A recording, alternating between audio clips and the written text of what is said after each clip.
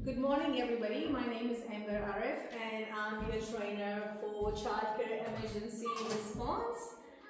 So first of all, I would like you to introduce yourself, please. Hello everyone. My name is Asma Anjuman, and I am happy to be a part of this training program. So, and the topic is children's emergency.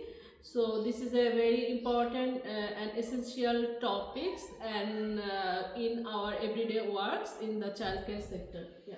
Okay, before we start the training, I would like to do the acknowledgement of country. I pay my respect to the custodian and the traditional owner of this land. This project aligns with the effort to promote reconciliation and inclusivity in education. So let's discuss some classroom rules before we begin. So your safety is first. So follow all the demonstration instruction carefully. Practice properly. Only practice on training mannequins if we're gonna use one. Never on other participants. Ask questions. Raise questions and designated time during the session. Hygiene, sanitize hand before and after handling training equipment, and respect others' learning process and comfort level. So the learning objective is training. This training is by the end of this training session, participant will be able to respond effectively to an emergency situation by recognizing and assessing the scene, ensuring safety for self and others, assessing the casualty condition and seeking appropriate assistance for emergency service, recognizing and assessing an emergency situation to determine the type and the level of the response required, ensure the safety of themselves, bystander and casualty by providing assistance, assess the casualty condition and identify when first aid or further medical help is needed, call or coordinate contact with emergency service promptly and provide accurate information. Okay, so why this is matter? Commitment to safety. Childcare setting present unique emergency challenges due to the vulnerable population and the need of rapid coordinated response, compliance with regulatory standards and best practice is essential to protect children and staff. So the first step is recognize and assess an emergency situation using systematic observation techniques.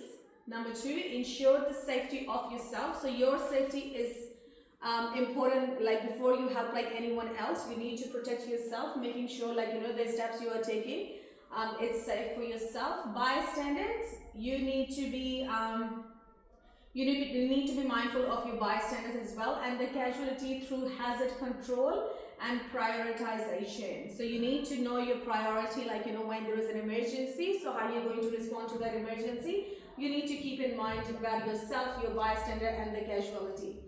Assess the casualty and recognize the need of the first aid response using ABC protocol. So in like further down in the training, we will show you how you follow the protocol for ABC. Seek assistance for emergency service with clear communication and delegation. So ask for help if you need it. And always call the emergency before making any decisions.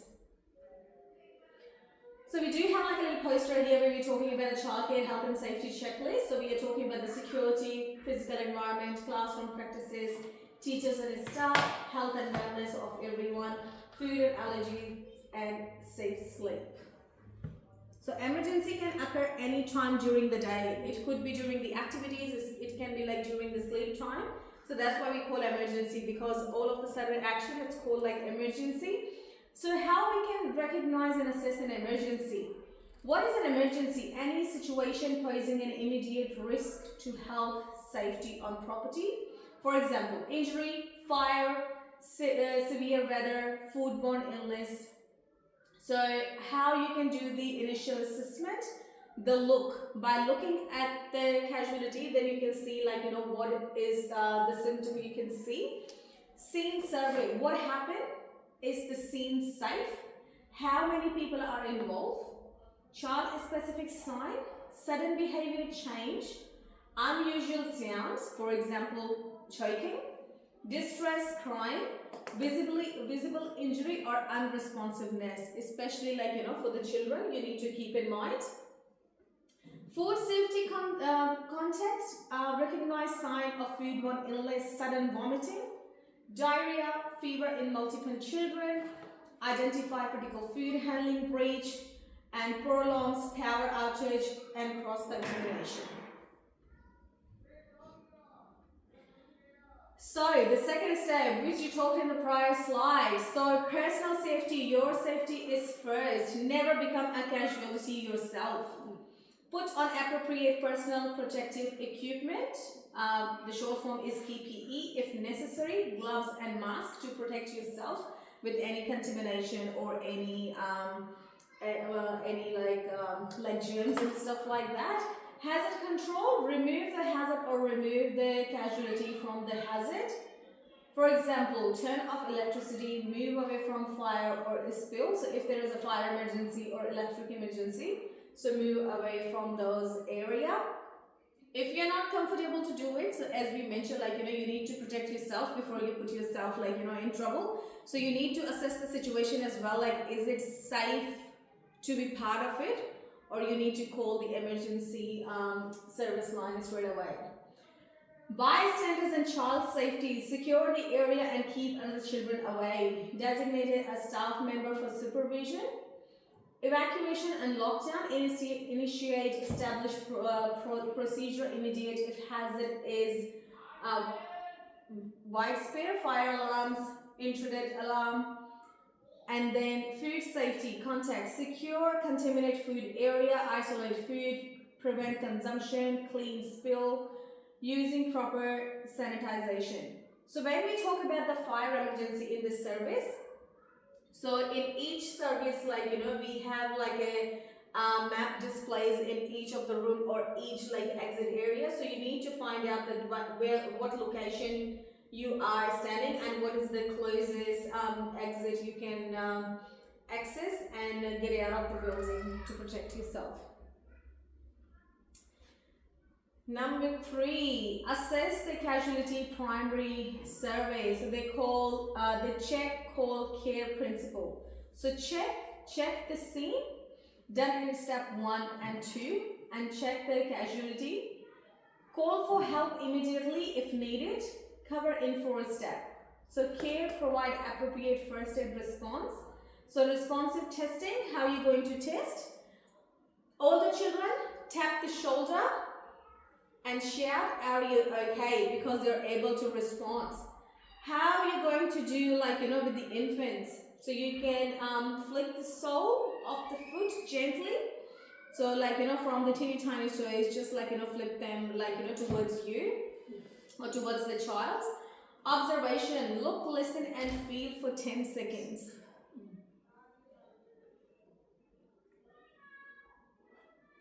So what is the ABC protocol? What are you understanding about the ABC protocol, Asma? Have you heard that term before? Yes, ABC. So ABC is the airway. So we have to check if the airway is still have. So we can check in the chest if the chest is up and down, or we can put our hand near to the nose to check the airway and the breathing. Yeah. And if there is no breathing, so we have to start the compression. Yes. So let's have a look. You're right, Asma. So the first thing we need to do for the casualty airway is the airway open. Remove any obstruction like food, fluid, foreign object. Breathing. Is the child breathing normally? Look, listen and feel for 10 seconds. So you can put your hand in between the chest and the tummy and see if it's rising up and down, or you can put your ears near the nose and mouth just to see if any air is coming out. Circulation, check the severe bleeding or sign of shock. Pale, cold, clammy skin. Immediate action, if unresponsive and not breathing normally, start CPR immediately and call 000. So do you know if the airway is blocked, how we meant to be opening the airway? How we can make this person?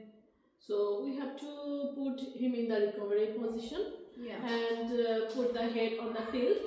Yeah. So it will help to come out the whatever the fluid and anything obstruction inside. It will be easily come out. Otherwise, we have to put the gloves on and help the obstacle out. Yeah, to help this person. Absolutely right. So you can't just leave the person like this. So you need to put them in the recovery position, because if they're lying straight on the ground, you won't be able to empty their mouth or remove the obstruction from that. So our third step, secondary survey and first aid. So when we call in terms of secondary survey, if responsive, so perform a head to toe check for injury, is starting from the head and moving systematically down the body. Ask the child or bystanders what happened to gather some additional context. So if any witness seen this incident, you can just gather some information. So and you can create, which we call like a sample history. So S stands for sign and symptom. What does the child report? What do you observe? A means allergies, non-allergies to food, medication, or any substances. So maybe the child had something with them, what they not meant to be having it. So it could be another cause. M stand for medication. Is the child on any medication? When was the last dose? So whoever child's coming in your care, if they have any pre-existing condition, they would have to have like a medication with them. So you need to check whether the child have any medication they take regularly, and when was the last dose was given.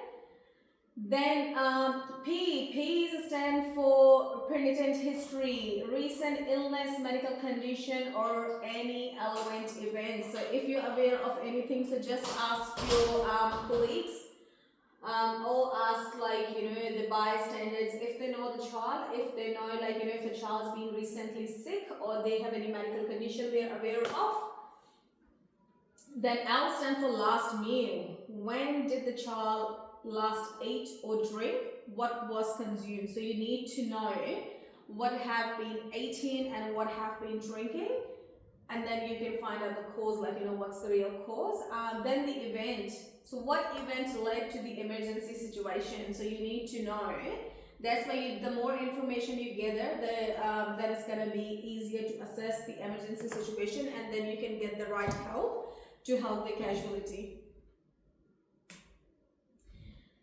Okay, so when we say, so that's why we say recognize the need of the first aid and application. So apply appropriate first aid based on assessment. So for example, if you see any cut or bleeding, so you need like a bandaging, minor wound, cooling burn, positioning, or for shock. So you need to assess the situation and implement the strategy which we can apply. Keep the child calm and comfortable while awaiting further assistance. So if it's a child, because of course with the age, people get panicked, so you need to calm yourself and you need to calm the child down while you're waiting for further assistance. If it's a food poisoning is suspected, keep the child comfortable, monitor hydration, and retain a sample of suspect food for investigation. So documentation for handover. So when we say the documentation for handover, so you need to make some notes.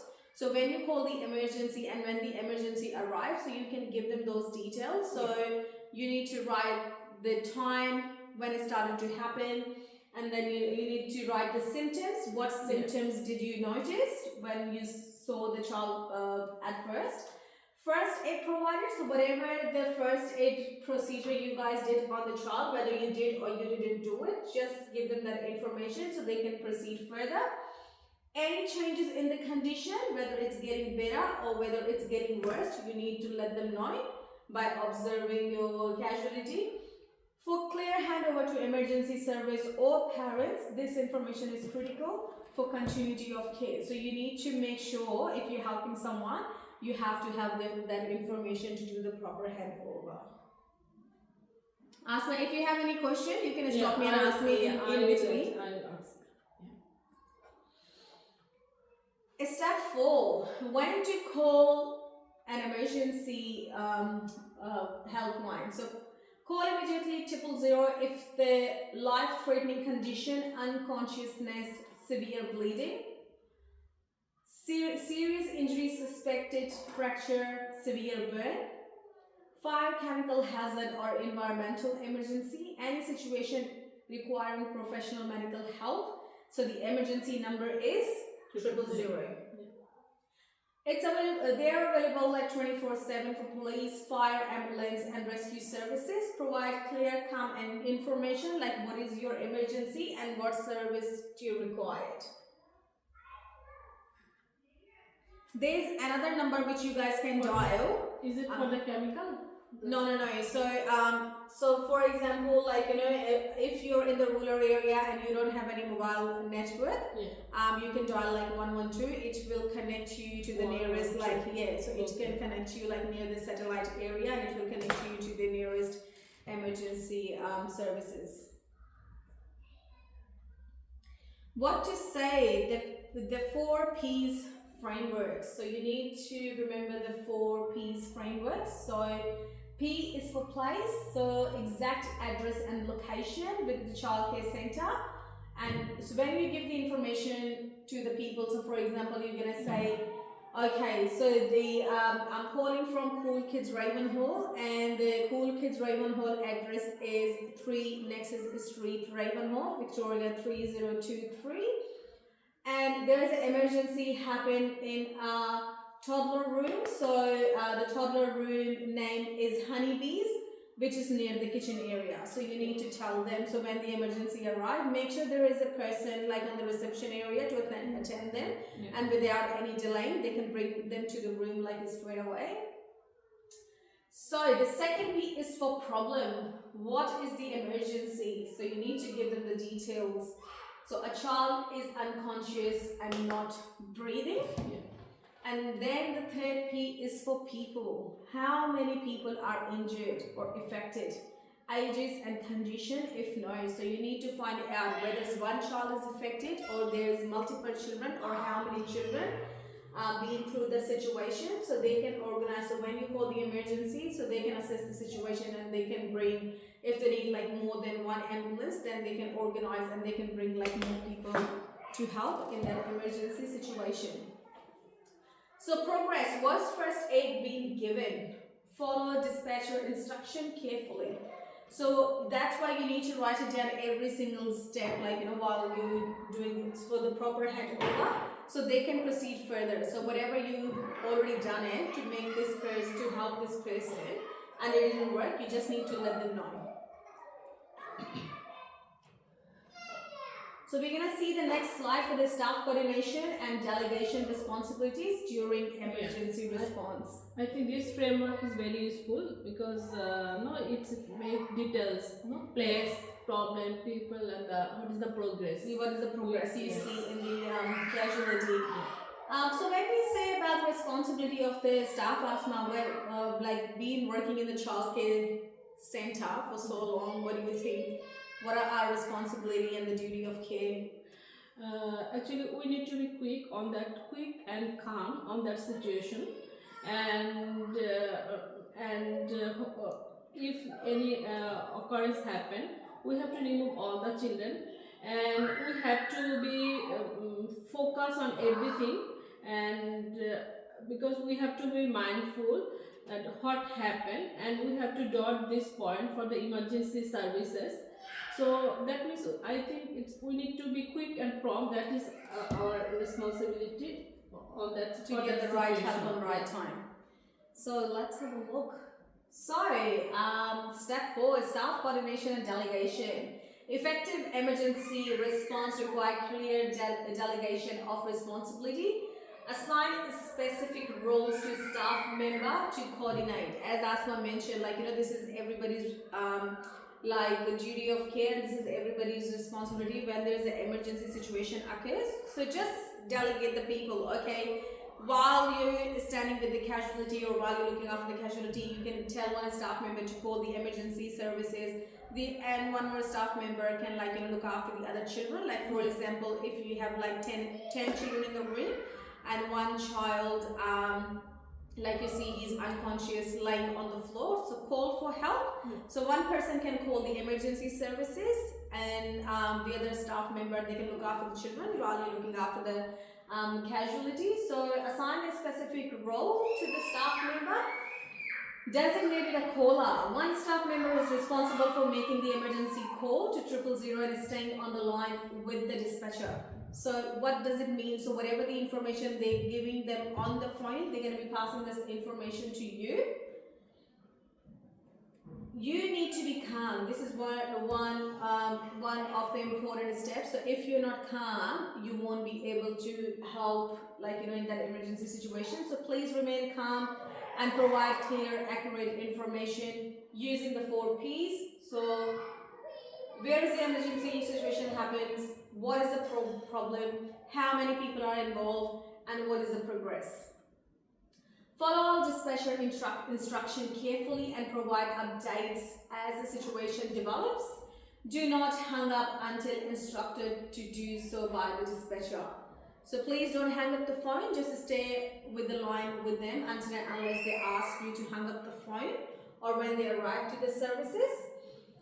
Designate a greeter. So as I mentioned earlier, another staff member meets emergency service at the entrance and direct them to the casualty location. Where is the room located, so they can get to the room straight away without any delay. Position yourself at the main entrance to meet arriving emergency personnel immediately. Provide clear direction to the casualty. For example, toddler room, honeybees near the kitchen on the left side of the building.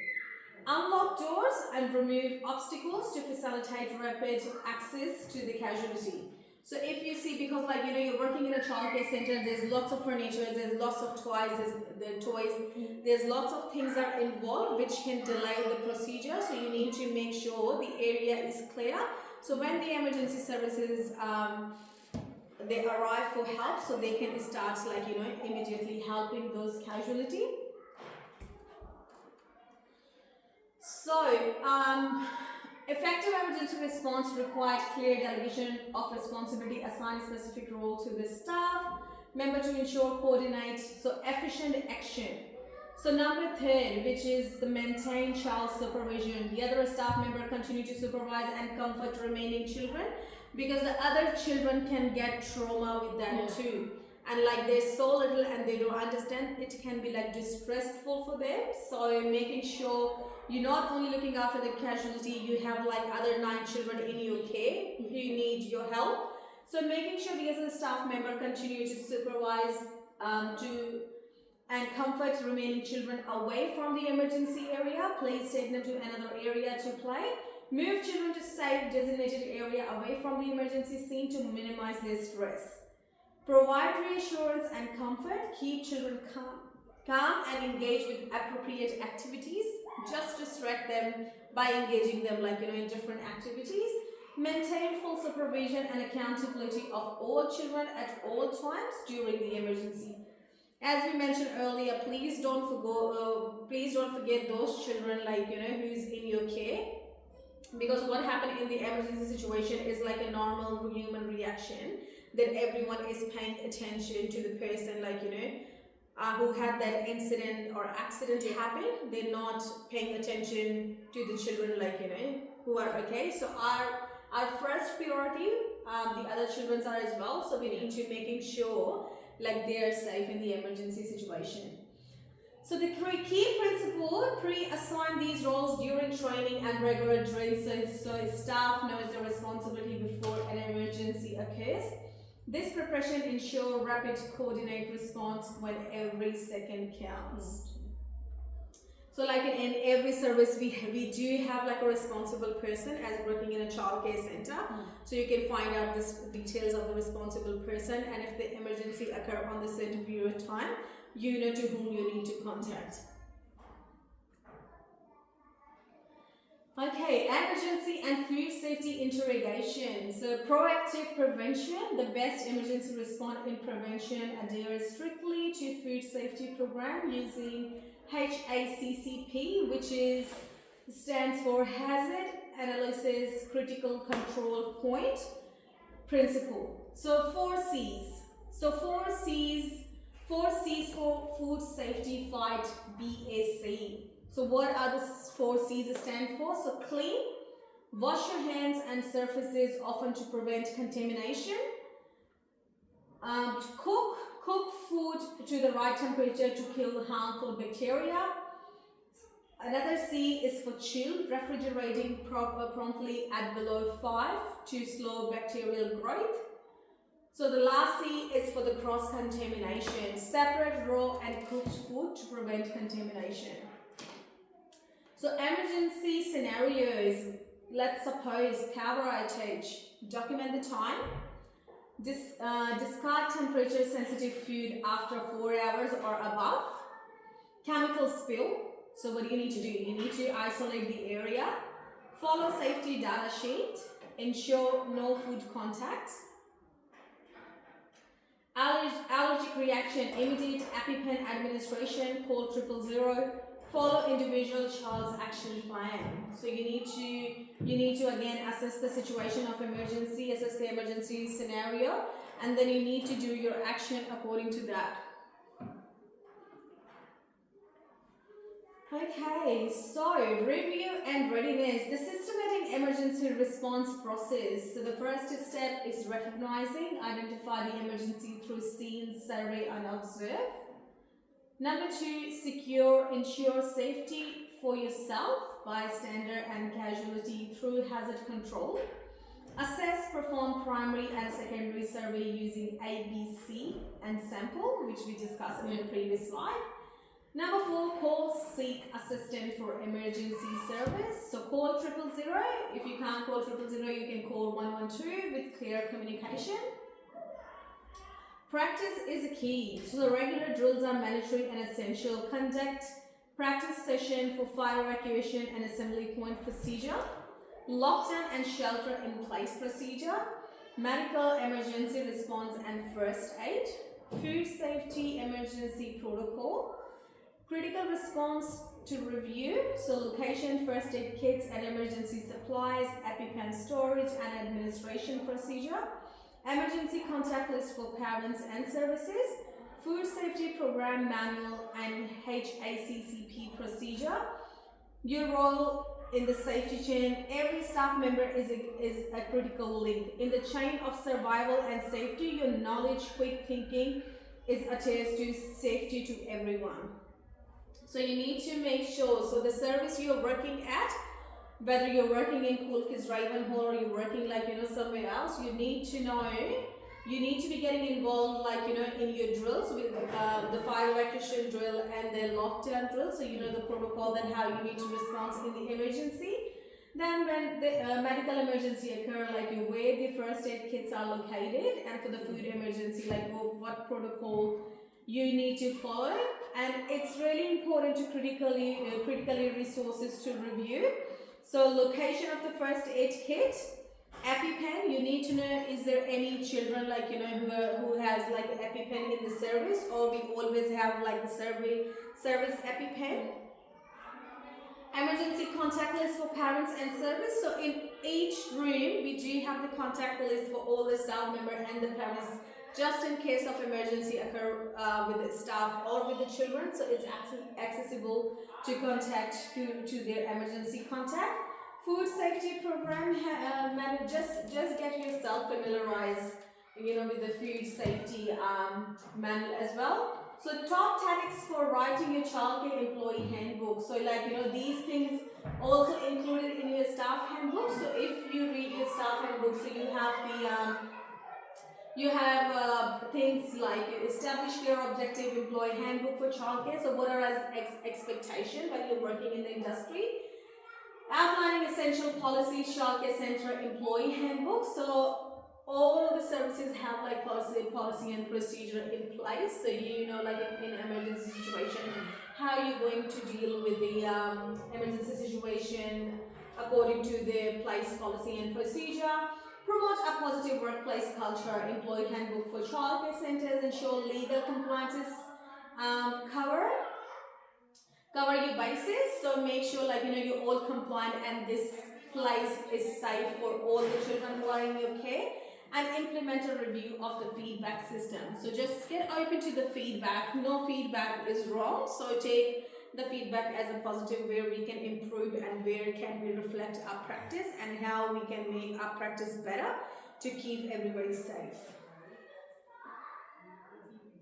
Okay, so before we head to the question, Asma, do you have anything in particular to ask in regards to any of the slides, or would you like me to go to any of the slides to explain any more, or your concept is clear and we can proceed with the test No, of your knowledge? the slide you are explaining, that's really helpful. I think you can proceed further. Okay, so let's have a look. Is it any test for me? No, so we're just going to go through the question so you can just answer it. Okay. So what is the first step in assessing an emergency situation? So what steps would you take when you see there's an emergency? Is it the blue one is the answer? No, this is not the answer. This is just giving you an idea.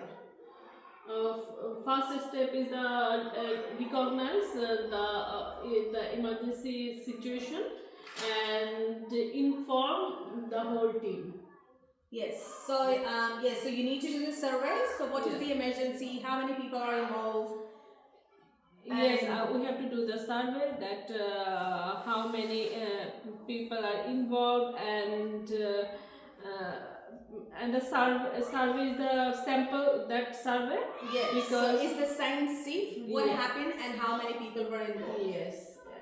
Okay. Question 2. Before approaching a casualty, what is the most important safety priority? I think I have to make sure that I will be safe. So my safety is the first one. Yeah. So before approaching to the casualty and on that situation. Yeah. And then the second important thing, after yourself, you need to remove all the obstacle from that space.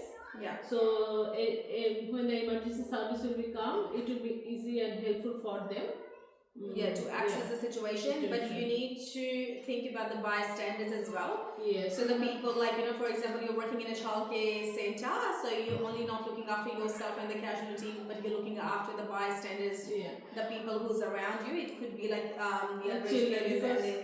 We have to remove all the other children from that spot, and we have to make them also calm, and because when this situation will be happen, they will be overwhelmed also. So we have to maintain their well-being as well. Yeah, you're absolutely right, Asma. So what are the 3 letters of the primary survey in first aid assessment?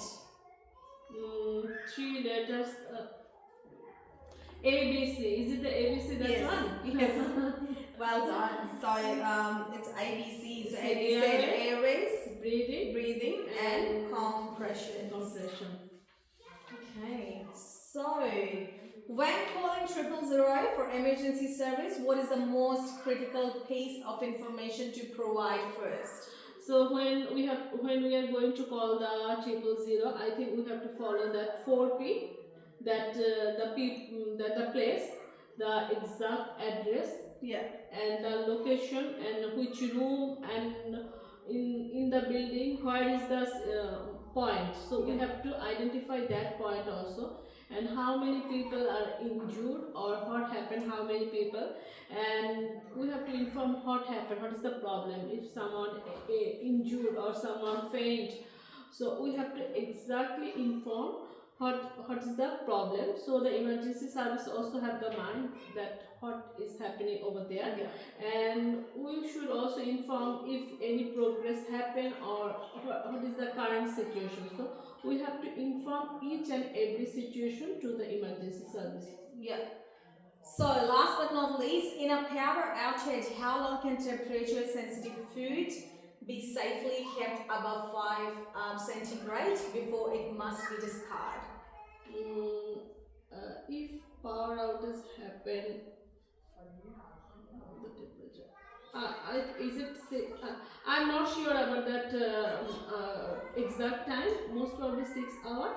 So they say like 4 hours. So after 4 hours, you can discard the food because so what happens when the food is sitting on a certain temperature? So it's so the growth of the bacteria is really less. But if the temperature is less than 5. less than 5, then the bacteria started to grow, which can cause like illnesses and diseases. So you can throw the food after 4 hours if the power is still out.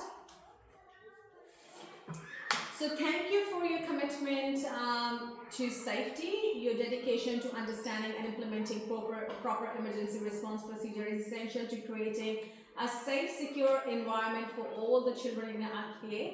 Every staff member plays a vital role in the safety chain. The 4 steps you have learned today: recognize and assess emergency situation with systematic observation, ensure safety for self, bystanders and casualty through hazard control, assess the casualty using ABC protocol and provide first aid. And number 4 is seek assistance for emergency service with clear communication. For more information, you can visit us in Cool Kids Raven Hall. You can call us on 93605409. And if you have any question or any queries, you can send us an email as well. Contact your supervisor or manager for additional training resources. If you're unclear about anything, you can contact them. You can go through your policy and procedure as well for updates and clarification any protocol. So thank you so much for your time today, Asma. And thanks, Amber, for that training. It's really helpful for me in professional. Yeah, thank you. Thanks, Asma.